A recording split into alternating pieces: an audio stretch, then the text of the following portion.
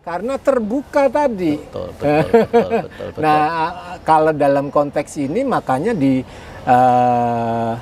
booking online, open booking online atau open BO booking, ya, yang BO terkenal, ya. itu ya harus jelas dulu. Biasanya pelaku prostitusi online itu akan menetapkan aturan-aturan tertentu yang kemudian akan kita konsensuskan bersama. Kita anggaran mengambil misalnya short time. Oh, saya nanti 2 sampai 3 jam. Oh, long time. Misalnya 6 sampai 8 jam. Terus nanti bayarannya berapa? Terus nanti servis yang kita peroleh apa? Misalnya, oh nanti pelaku tadi, pelaku prostitusi online menetapkan nanti menggunakan nyon sewu kondom. Atau nanti ada istilah, ada apa, no cum in mouth, nyon sewu seperti maaf, nanti maaf, nanti dikata aja kalau spermanya tidak keluar di mulut. Ada no cum in face, ada. Spermanya jangan dikeluarkan di wajah. Itu ada banyak. Rigid juga ya, rigid. Harus sepakati ya sebelum terjadi. Itu yang disebutkan kalau di cyber society itu ada kode, ada tanda, Mas. Ada penanda tertentu, ada gambar misalnya emoticon, oh nanti gimana. Jadi ini sudah ditetapkan, mereka berdua menyepakati konsensus bersama. Nah, ini yang tidak dilakukan oleh tadi antara pelaku dan korban dalam kasus di Boyolali ini. Iya. Jadi sebetulnya karena celah-celah kerawanan itu begitu banyak. Mungkin yang bisa kita lakukan ya itu tadi. Kalau memang sudah terlanjur masuk ke situ, itu harus memahami peraturan-peraturan ya. Konsensus harus terjadi sebelum transaksi. Oke, selamat pagi. Assalamualaikum warahmatullahi wabarakatuh. Pemirsa Jateng Post TV, berjumpa lagi dengan saya, Bejan Saidan, dari channel YouTube Jateng Post TV, channel YouTube miliknya Koran Jateng Post di Semarang. Teman-teman, pada hari ini kita mendapat kesempatan istimewa bisa ketemu dengan pakar sosiologi UNS Solo. Selamat pagi Pak Dr. Argio Demartoto, MSI. Selamat pagi, Mas. Selamat pagi. Sehat Pak Dokter? Ya, sehat, terima kasih. Ya, teman-teman, di tengah kesibukan beliau sebagai sosiolog di UNS Solo ini, kami datang dari Semarang untuk ketemu beliau dalam rangka konfirmasi atau minta tanggapan tentang fenomena terbunuhnya salah satu pengusaha kerajinan tembaga di Boyolali. Yang dibunuh oleh pasangan sesama jenisnya, ya.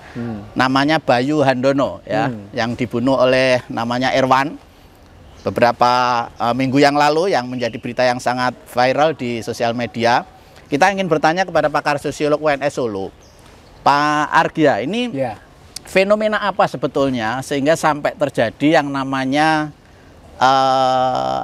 pembunuhan pengusaha, ya, yang juga seorang atlet ya sebetulnya korbannya, ya, sehingga sampai terbunuh dan dibunuh oleh pasangan sesama jenis. Ini sebenarnya fenomena apa dan kenapa bisa terjadi gitu?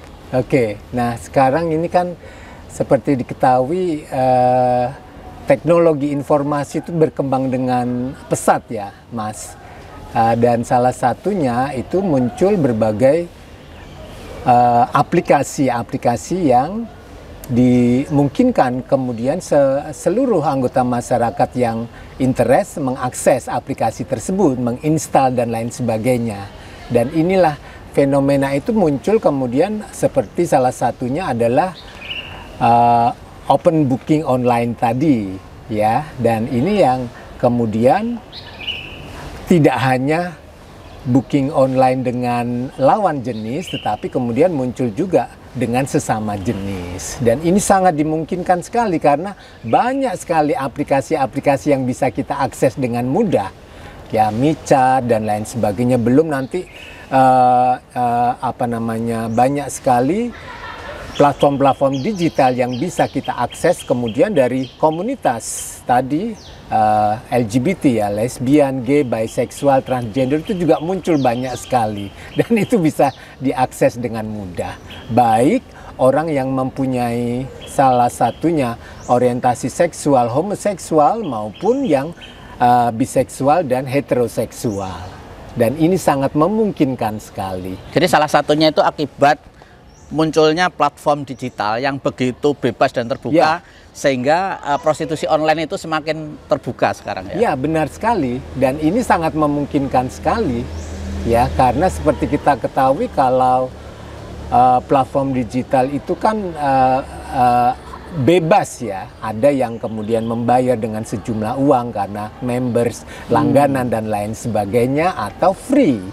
Dan ini yang kemudian muncul beberapa orang yang terutama untuk memenuhi kebutuhan seksualnya tadi melakukan kencan online atau bahkan booking online dan lain sebagainya.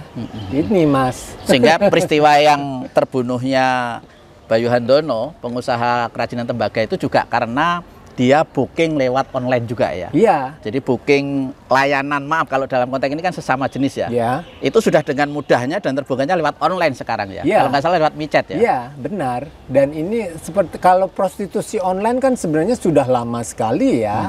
Lama sekali ada di cyber society. Kita konteksnya kan ini berbicara tentang cyber society atau virtual community. Ya, virtual community kan social networknya sangat luas sekali.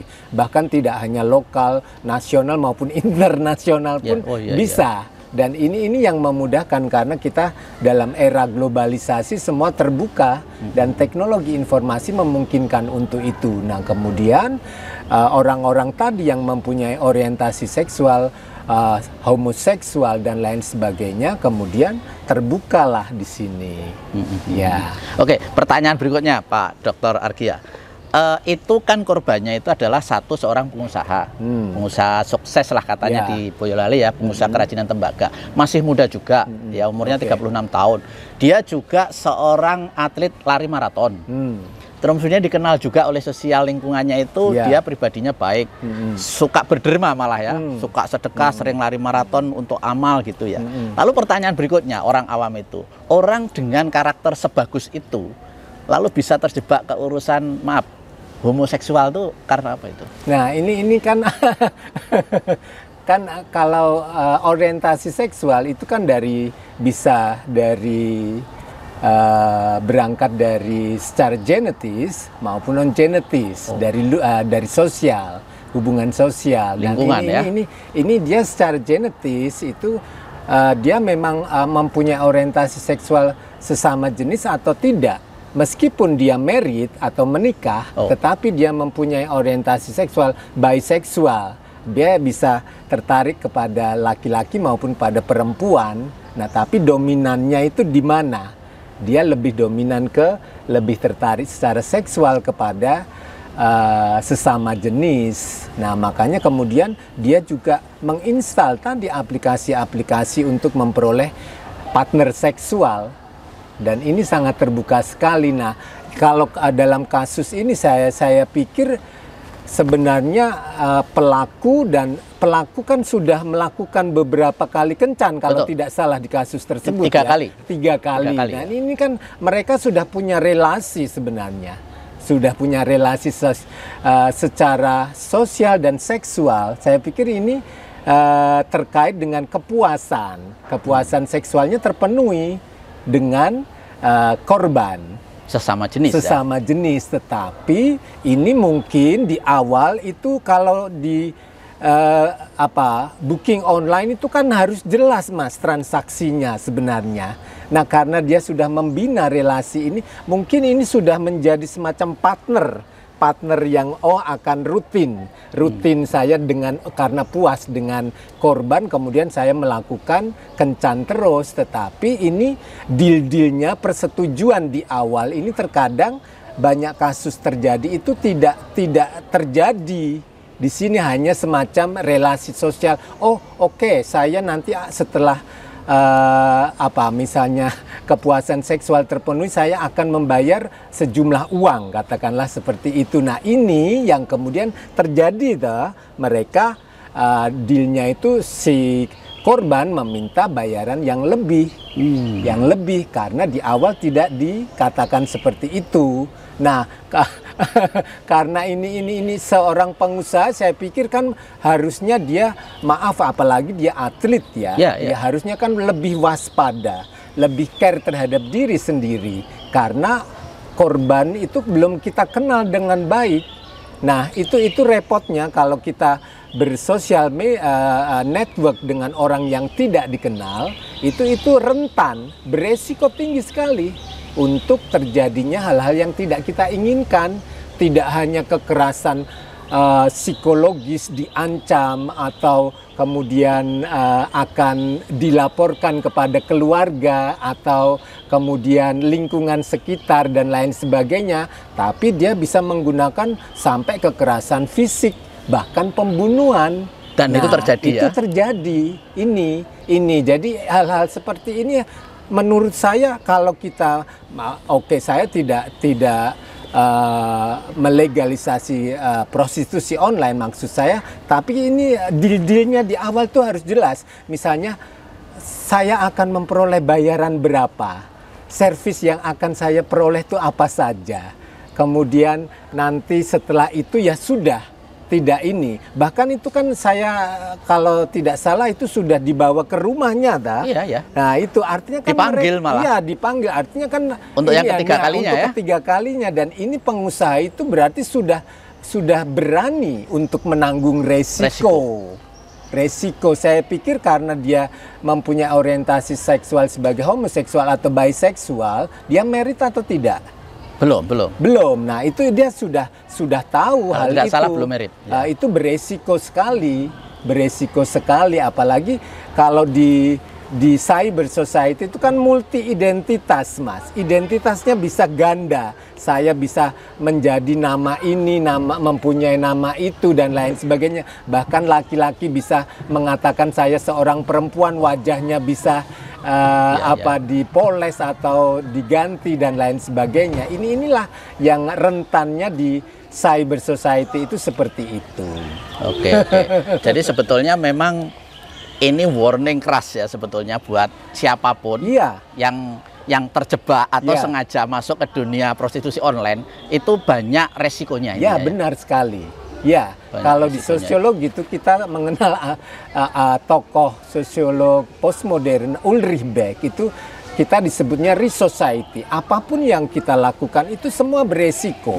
Makan apapun kalau kita tidak tahu, oh ini terbuat dari apa, gunanya untuk apa. Tapi kemudian kalau kita tidak kenal, kita akan memakannya, kita akan beresiko. Nah, sebagai seorang postmodern itu kita tahu, oh resikana, kita sudah banyak memperoleh informasi. Oh, nek makanan ini nanti begini, zatnya mengandung seperti ini udah tahu resikonya seperti ini. Nah, tetapi kemudian karena kita orang yang postmodern, kita mempunyai pandangan untuk pengetahuan untuk mencegah supaya resiko itu tadi tidak terjadi. Tetapi kalau kita melakukannya, itu justru akan menjadi bumerang, Mas. Betul. Itu. Ya kita refleksivitas dulu punya. Oh berarti saya tidak boleh makan ini. Nah, kemudian kalau saya akan makan ini, saya akan beresiko, justru akan jadi bumerang. Betul. Nah, sama hanya seperti kasus di pengusaha dari Boyolali ini, itu dia seperti itu. Oh, saya nanti kalau booking online dengan yang bersangkutan, saya akan beresiko seperti ini.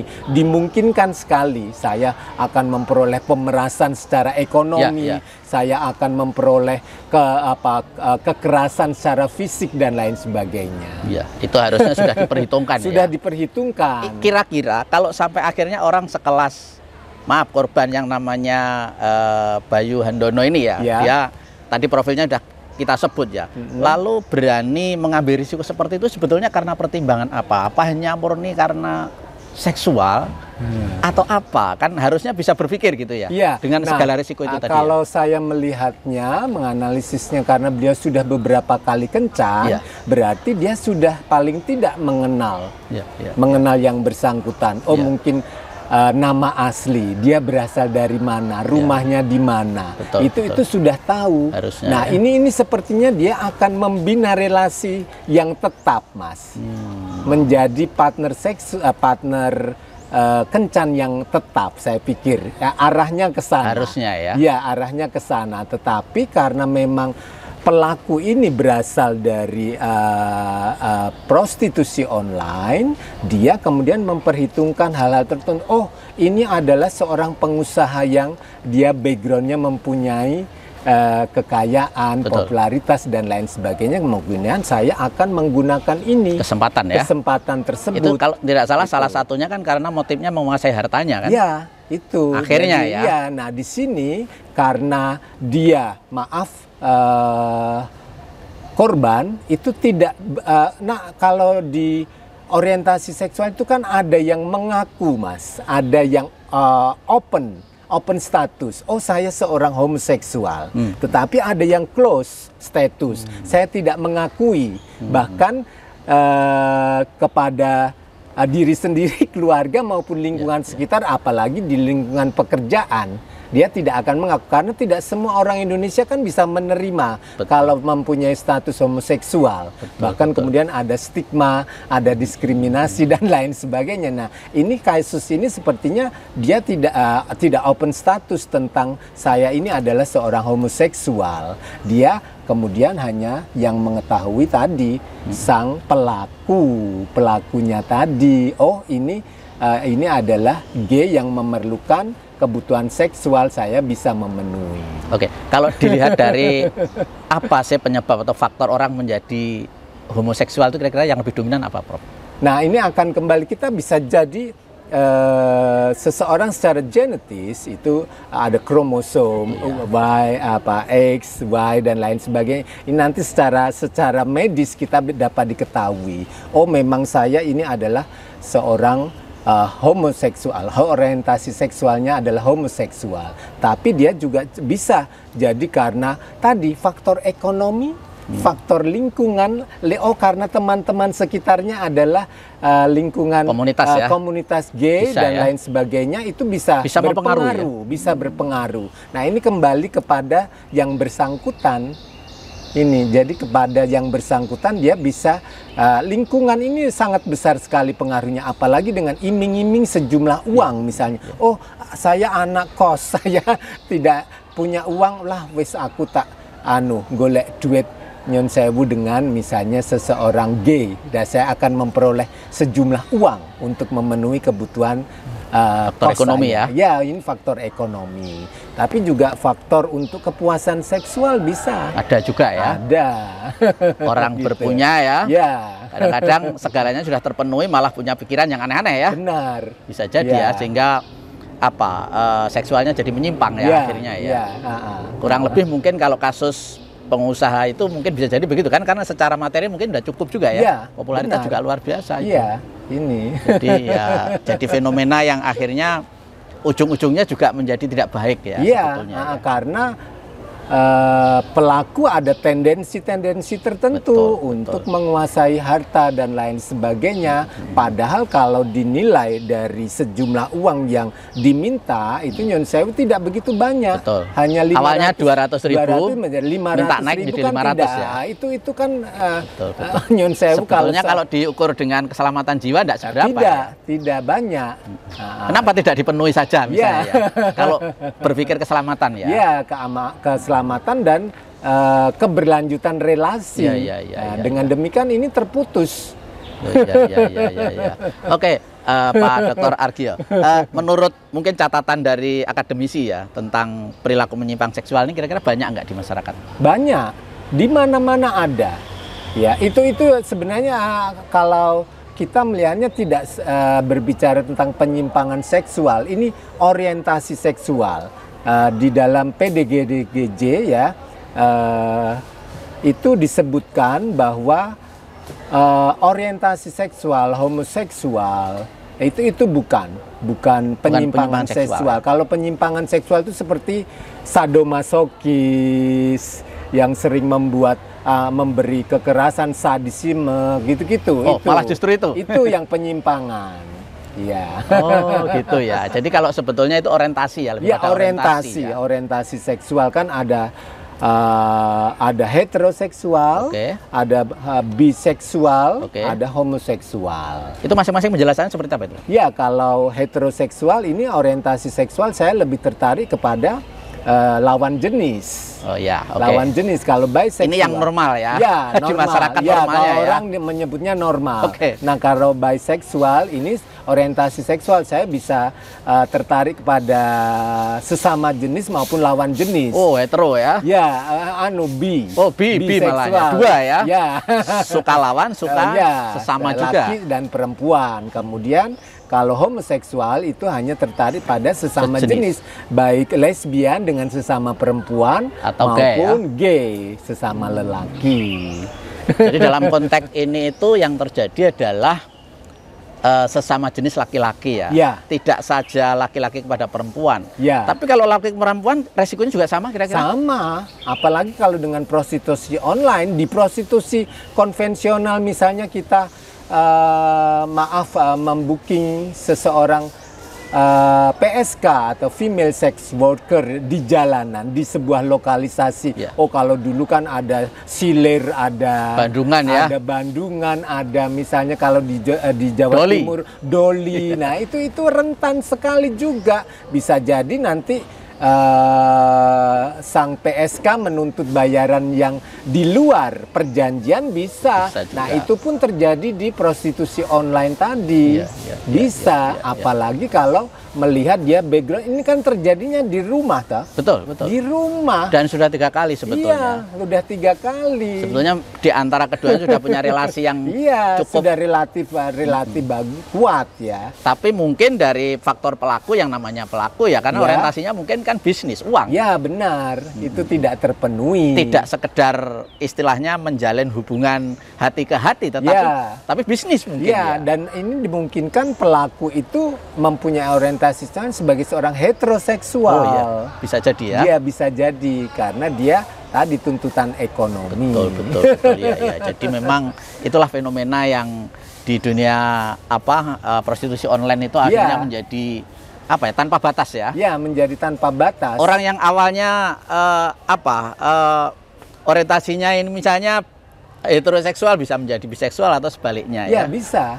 Iya. Karena di situ ketemu bermacam-macam orang dengan orientasinya yang berbeda-beda. Dan kalau patokannya hanya masalah uang, akhirnya bisa semuanya bisa terjadi. Bisa terjadi. Oke, Pak Dr. Argio, kira-kira apa yang bisa menjadi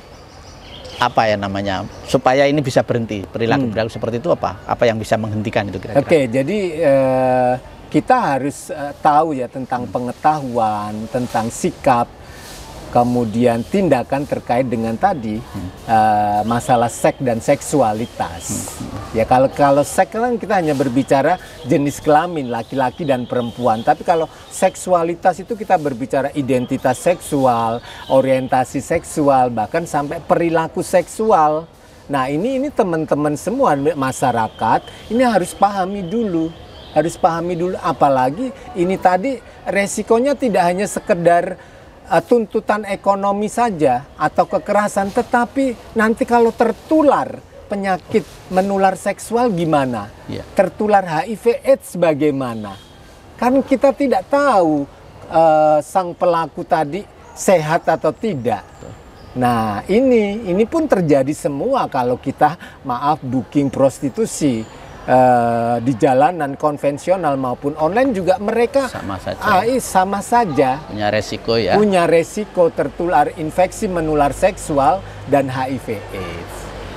Nah, ini harus kita batasi, harus kita pahami dulu dan kemudian kita bagaimana setelah kita mempunyai pengetahuan tadi itu kan kita akan cerna dulu, akan pahami dulu dan kita akan bersikap. Kalau sikap kita aktif, tentu saya tidak akan memenuhi kebutuhan seksual saya dengan prostitusi, saya dengan pasangan tetap misalnya.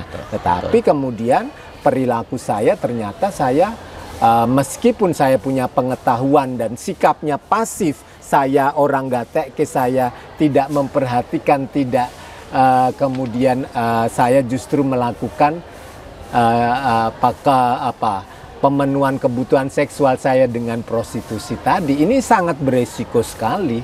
Di era sekarang tuh banyak sekali, Mas. Dan prostitusi itu seperti yang saya katakan tidak hanya female sex worker, tapi juga male sex worker. Bahkan kita mengenal men who have sex with men atau MSM. Ya, men who have sex with men itu terjadi di mana-mana, Mas. Di seluruh, dan ini sudah terjadi dari dulu. Ya. Dari dulu dalam tradisi kebudayaan kita di luar negeri juga ada. Sejak itu zaman sudah dulu. Sejak zaman dulu kala, Jadi, tidak sekarang. kaum Nabi Lut ya, Ya, kalau dalam Islam ya. Itu juga dari sudah itu, dan itu terjadi. Betul. Apalagi sekarang ya. Iya, apalagi dengan dunia yang sekarang semakin terbuka ya. Terbuka. Ini yang memungkinkan ke kita itu ada positifnya, ada negatifnya ya. Iya, jadi akhirnya kita berpikir bagaimana bisa membentengi diri ya. Benar. Jadi kita harus tadi setelah kita punya pengetahuan, kita bersikap aktif, kemudian berperilaku juga aktif, tidak melakukan hubungan seksual dengan sembarang orang. Betul. Yang tidak kita kenal. Betul. Itu karena kita belum tentu tahu perilaku dia baik atau tidak, bahkan sehat atau tidak. Betul. Banyak resikonya lah intinya banyak ya. Resiko. Dan kasus kematian akibat seperti ini juga banyak sekali ya? Banyak juga yang kemudian banyak sekali, Mas, komunitas di gay itu yang berkenalan, kan banyak aplikasi tadi, kemudian kenal sesama jenis, saya ini type saya atau tipe saya, selera saya, kemudian saya berhubungan seks, tapi saya tidak mengenal secara mendalam siapa dia. Ini kemudian banyak sekali tindakan-tindakan kekerasan, tidak hanya kekerasan fisik tapi ekonomi dan lain sebagainya, bahkan sampai pembunuhan, dan ini banyak sekali, Mas. Betul, banyak sekali, dan karena tadi seperti yang saya katakan di awal, masyarakat Indonesia itu kan tidak banyak yang menerima orientasi seksual yang berbeda. Nah, itu kemudian mereka memperoleh stigma dan perilaku diskriminatif, akhirnya mereka tidak bersedia juga untuk open status. Dia takut. Kemudian, dan disinilah kemudian karena saya tidak mengakui sebagai seorang gay misalnya, itu kemudian disimpan sendiri, termasuk juga dalam kasus ini. Oke, Pak Dr. Ardia, kalau dari ini kan di fenomena di masyarakat umum. Kalau di dunia kampus mahasiswa, kira-kira persoalan begini masih terjadi juga atau enggak? Ada banyak. Cuma kan kita tidak kemudian mereka bisa mengakui atau tidak. Karena di dunia kampus pun juga belum bisa menerima perbedaan tersebut. Tetapi ada juga misalnya banyak sekali. Baik maupun korban maupun pelakunya ya. Iya. Jadi di dunia akademik pun memungkinkan banyak juga terjadi, tidak hanya di lingkungan sosial tertentu, budaya, pendidikan, agama juga banyak. Padahal agama manapun sebetulnya melarang ya, menghindari ya. Semua melarang. Kalau kita dari perspektif agama, tentu dari kitab atau yang kita akui secara agama itu selalu melarang. Tetapi kan kita umat ya, perilaku dari umat yang tidak bisa kita bendung. Nah, itu bentengnya ya kita sendiri. Betul. Ya, itu. Jadi kalau kepengen istilahnya ya terbebas dari ancaman-ancaman itu, ya mesti harus kembalinya kepada satu ilmunya ya.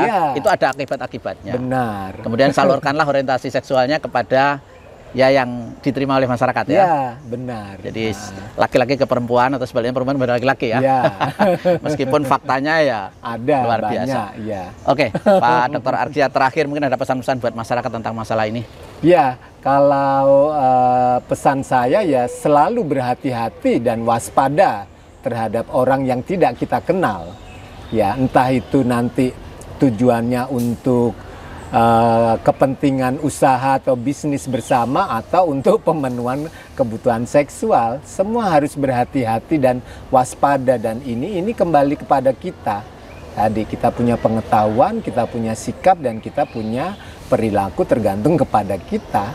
Jadi hati-hati itu penting sekali, apalagi sekarang kalau di cybercrime itu kan muncul banyak sekali. Ini kalau ini konteksnya ini sudah bukan apa ya cybercrime, tapi sudah karena dia sudah mengenal ya, atau sudah mengenal beberapa kali, artinya kan mereka memang akan terlihat membina relasi ini.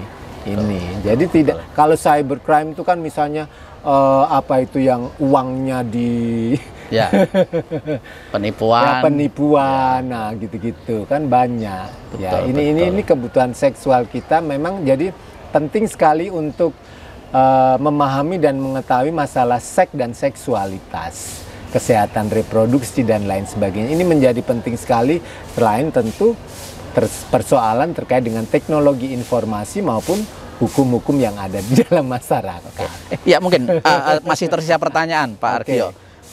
Kalau misalnya munculnya aplikasi-aplikasi prostitusi online itu dilarang oleh pemerintah, bisa enggak itu? Nah ini akan kembali kepada pemerintah. Kita kan punya undang-undang ITE dan juga punya undang-undang terkait prostitusi online ya. Betul. Nah ini bagaimana pemerintah kan sebenarnya sudah merumuskan peraturan, norma-norma hukum yang ada. Nah ini kan penerapannya ini kembali kepada masyarakat. Bagaimana masyarakat memahami dan mengetahui tadi peraturan terkait dengan teknologi informasi maupun hukum-hukum. Kalau aplikasi-aplikasi kan ini yang membuat kan bukan yang pelaku, kita hanya sebagai pengguna. Ini kan sah-sah saja karena ini dalam konteks teknologi informasi. Iya. Jadi kita, nah pemerintah kemudian apakah ini punya ketegasan untuk tadi kita kan tidak bisa membendung saya ini aplikasi begitu banyaknya ditawarkan setiap detik ya, setiap detik di dan ponsel ini kembali kita, kepada kita. Kembali kepada kita akan mengakses, akan menginstal atau tidak. Jadi bentengnya sebenarnya diri sendiri. Iya, diri sendiri. Ya. Regulasi sudah ada. Nyatanya ada. Ya masih banyak pelanggaran. Sebetulnya kalau dari sisi pemblokiran akses gambar porno, video porno kan sudah terjadi ya. Sudah. Jadi kalau akses internet dalam negeri kan udah nggak bisa itu sebetulnya. Artinya pemerintah punya wewenang untuk memblokir itu ya. Iya, tapi kan kemudian ada kebebasan dari pengguna tadi. Misalnya ada VCS, video call sex. Ada, nah itu kan muncul Mas. Karena terbuka tadi. Betul. Nah, kalau dalam konteks ini makanya di booking online, open booking online atau open BO ya, yang BO itu ya harus jelas dulu. Biasanya pelaku prostitusi online itu akan menetapkan aturan-aturan tertentu yang kemudian akan kita konsensuskan bersama. Kita anggaran mengambil misalnya short time. Oh, saya nanti 2 sampai 3 jam. Oh, long time. Misalnya sampai 6 sampai 8 jam. Terus nanti bayarannya berapa? Terus nanti servis yang kita peroleh apa? Misalnya nanti pelaku prostitusi online menetapkan nanti menggunakan nyon sewu kondom. Atau nanti ada istilah no cum in mouth, nyun sewu seperti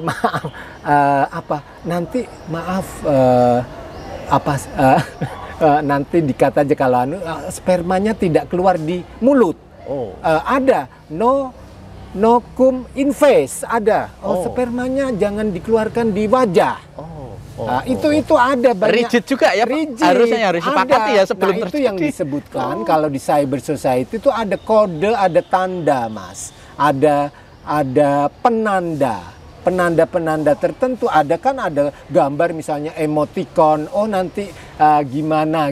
Jadi ini sudah ditetapkan, mereka berdua menyepakati konsensus bersama. Nah ini yang tidak dilakukan oleh tadi pelaku dan korban dalam kasus di Boyolali ini. Jadi sebetulnya karena celah-celah kerawanan itu begitu banyak.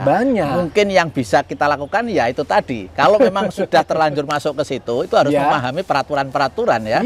Konsensus harus terjadi sebelum transaksi ya. Supaya aman ya. Ya benar Mas.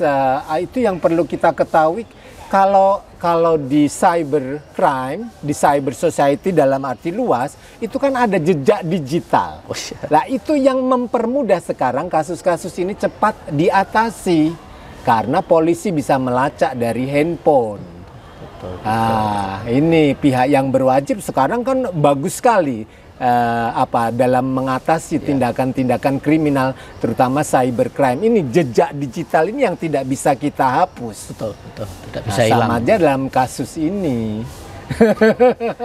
Oke, Pak Argio, luar biasa penjelasannya. Mudah-mudahan menjadi pencerahan buat kita semua. Oke, semoga bermanfaat ya. Betul. Khususnya ya siapapun ya, yang namanya di dunia maya begitu terbuka dan bebas, terutama prostitusi online atau istilahnya open BO ya. Jadi booking online itu bisa terjadi antara lawan jenis maupun sesama jenis ya. Dan di situ banyak bahaya-bahayanya, kerawanan-kerawanannya. Yang pertama misalnya soal kesehatan, bisa tertular AIDS ya. Kemudian yang kedua bisa mengancam kejiwaan, bahkan dalam kasus Boyolali itu pengusaha dibunuh oleh teman kencannya sesama jenis ya. Mudah-mudahan semuanya bermanfaat buat kita semuanya. Kita harus hati-hati, terutama diri kita kita sendiri. Harus membentengi diri. Sekali lagi terima kasih Pak Dr. Argio. Mudah-mudahan bermanfaat semuanya ini. Terima kasih. Saya senang membantu. Terima kasih. Terima kasih teman-teman. Assalamualaikum warahmatullahi wabarakatuh.